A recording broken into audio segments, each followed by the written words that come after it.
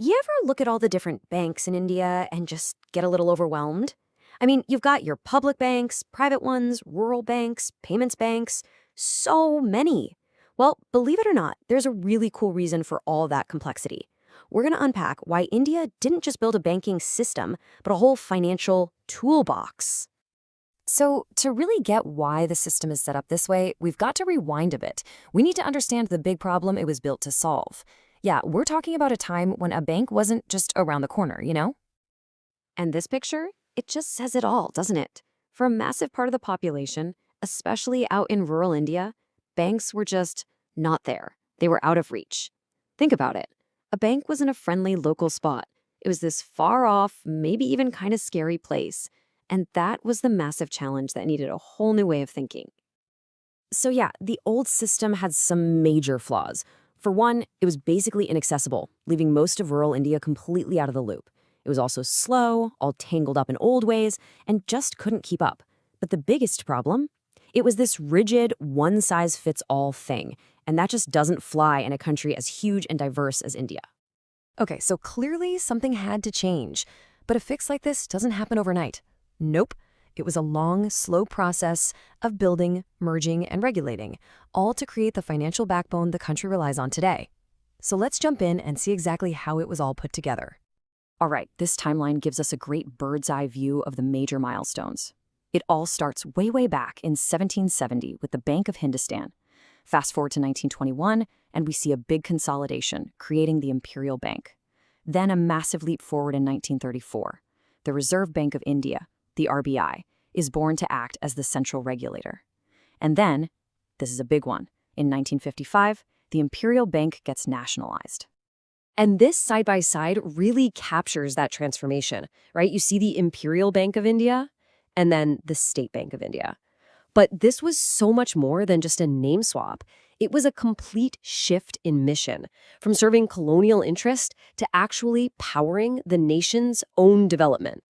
So that's the big question, isn't it? How on earth do you build a modern economy for over 1 billion people, all with totally different needs?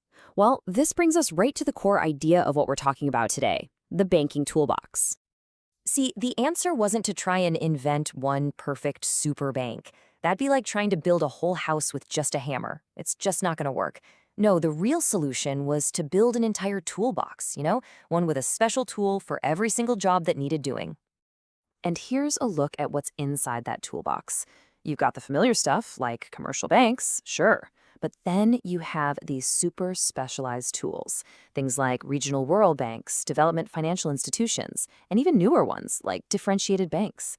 Every single one was designed to do a job that the others just couldn't handle. All right, so let's pop open that toolbox and take a closer look at a few of these special tools. We're going to see what exactly they were built for. First up, we've got the DFI, or Development Financial Institution. Now, this is not your everyday bank. Its main goal isn't to make a profit. Nope, it's all about pushing national economic development. These are the guys who provide the long-term cash for those huge country-building projects. We're talking infrastructure, industry, agriculture, the whole shebang. And here are a couple of the real heavy hitters in this space. You've probably heard of names like NABARD. They focus on rural and agricultural development. Or SIDBI, which is all about helping small industries. These are the institutions that write the checks for those big foundational projects that are just essential for a country to grow. And this comparison really nails the key difference. A commercial bank? It's all about profit. It's looking for lower risk, short-term loans. But a DFI? Totally different game. It's got a development mission. It's willing to take on those high-risk, long-term projects that commercial banks would run a mile from. And by doing that, it fills a massive critical gap in the economy. Okay, next tool up, the Regional Rural Bank, or RRB. Remember that huge problem of access we talked about earlier? Well, RRBs were created as the direct solution.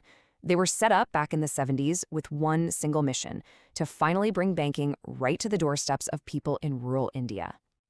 And what makes them work so well is their really unique setup. They're kind of like a hybrid, you see? They're co-owned by the central government, the state government, and a bigger sponsor bank. They're also under strict orders to lend at least 75% of their funds to priority sectors. Things like agriculture that are just critical for the country's development. And maybe most importantly, they are hyper-local. They focus all their energy on just a few districts so they can really, truly serve that community. Okay, so we've got tools for massive infrastructure projects and for loans out in the countryside. But what about the everyday stuff, the simple, modern things we all need to do? What if you're a worker who just needs a safe, easy way to send money back home to your family? Or a small shop owner who needs to start taking digital payments?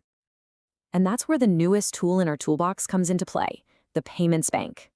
Now, this is a completely different beast. It was designed from the ground up for financial inclusion, aimed squarely at low-income households and small businesses. Its whole reason for existing is to make payments and sending money simple, safe, and digital for everyone. And here's the one thing you really need to know about them. A payments bank can take your deposits, yes, but only up to a max of 2 lakh rupees per person.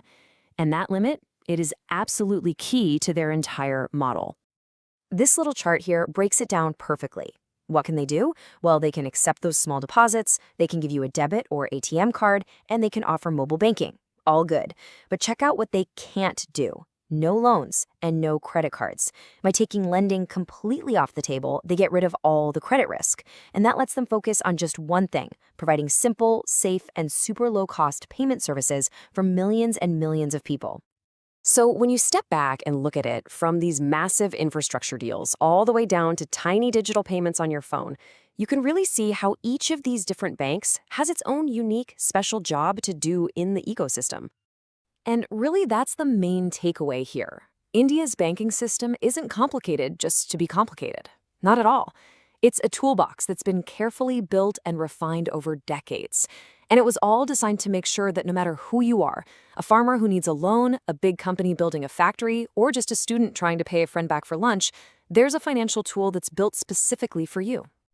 And it's a system that's still evolving, which is pretty cool. That leaves us with one final, fascinating question to chew on. As technology just keeps reshaping our world at lightning speed, what do you think the next new tool added to India's banking toolbox is going to be?